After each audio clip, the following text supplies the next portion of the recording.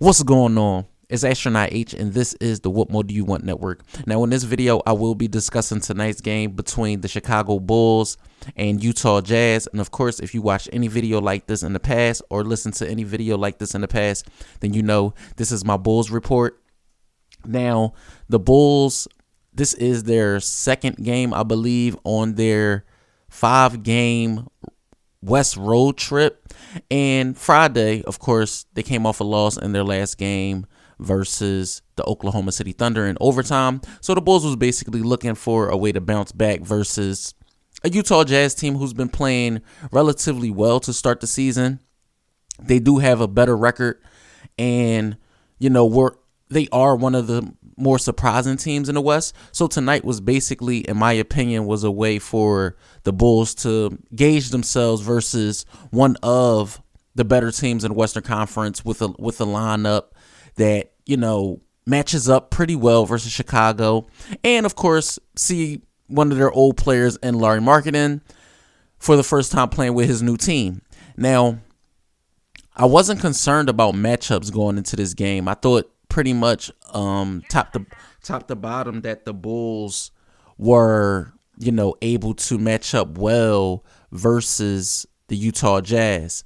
Now, in the first quarter, like I say in every game with the Bulls, I think that Vucevic should get the early touches. Vucevic should get early paint touches in every game. And tonight was no different. I thought, looking at the center position, power forward position for Utah, I'm thinking, okay, Larry Marketing, Kelly Olynyk, those guys, or Kessler, aren't able, in my opinion, to really match up well enough in the paint with Vucevic. And that showed on the first points of the game where Vucevic was able to get in and score the actual first bucket of the game. Now, Larry Marketing was very, very, very aggressive in this game. I mean, he came out with 8 points early. He was going to the three. I mean, he looked great. They said he was dealing with a nagging knee injury that occurred in their last game, but it showed no tells tonight. I mean, he was aggressive early. And the funny thing about that is every former player that goes up against Chicago, that is the type of game they have. They have a really good breakout game. I don't know if it's revenge in their mind or they thinking like, oh, this team gave up on me. Let me show them what they lost out on. I don't know. But every single player that the Bulls give up on when it's time for them to play, it comes back to haunt them every single time. Now, I did like what I seen from Ayo Dosunmu early. He looked aggressive. He was getting to the rim. He was getting off his layups and getting by guys early, which I did like. But again, the one thing, in the first that I noticed was that DeRozan was having not his best outing early, but Zach LaVine was. So it's like you had to take the good with the not so good at the beginning of tonight's game. But I do give a lot of credit to guys like Dragic and Drummond who came in, and their connection, you saw it early. I believe a few good passes, a lob, I believe, for alley-oop, and you just seen that their connection was what the Bulls needed early because the bench has always provided a spark, especially in the first 20 games for Chicago. Now, after the first, the game was tied. And, the Bulls did shoot 50% from the field. Now, to start the second, this is what was a gripe for me, came back to haunt Chicago, which was letting guys get to the rim and 3-point perimeter defense. The Bulls lacked that in the second quarter, and you saw that how the Jazz came out and shot the 3 ball to start the second quarter. At this point of the game, I thought the Bulls were going to be ran out of the building because it seemed like all the Jazz 3-point shots were falling. The Bulls did allow a 10-0 run at one point from the Jazz, and I literally thought this was the time where it just looked bad. The Jazz was getting out on breaks to get dunks. Bulls started going on a scoring drought, and the offense just looked bad in the second quarter. A lot of standing around, no man movement, and things like that. The Bulls were down by 7 at the half, and Larry Marketing did have 24 at halftime.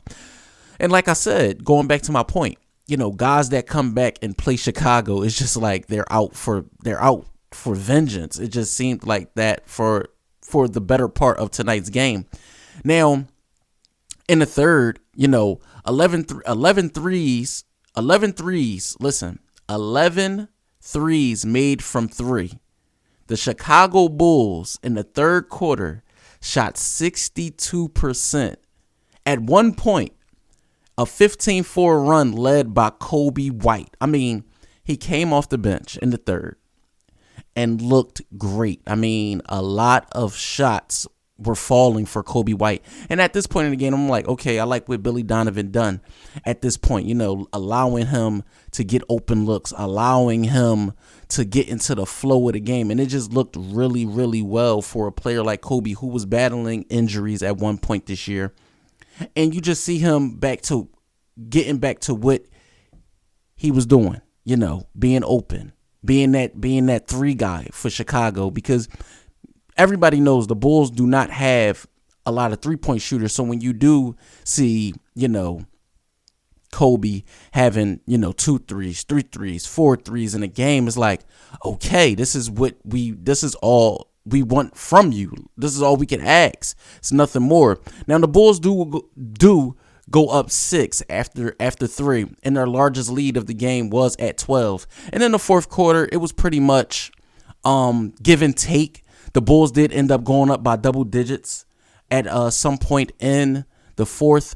But again, when it came to defense, it was a little shabby. Kelly Olynyk was found open for a lot of threes. I would have liked to see Vucevic to get a lot more paint touches, but he did have a pretty solid game. I'll get into the stats in a minute from tonight's matchup.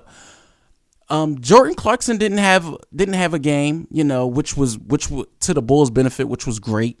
But Lauri Markkanen was the star of tonight's matchup between the two teams. He had a great game.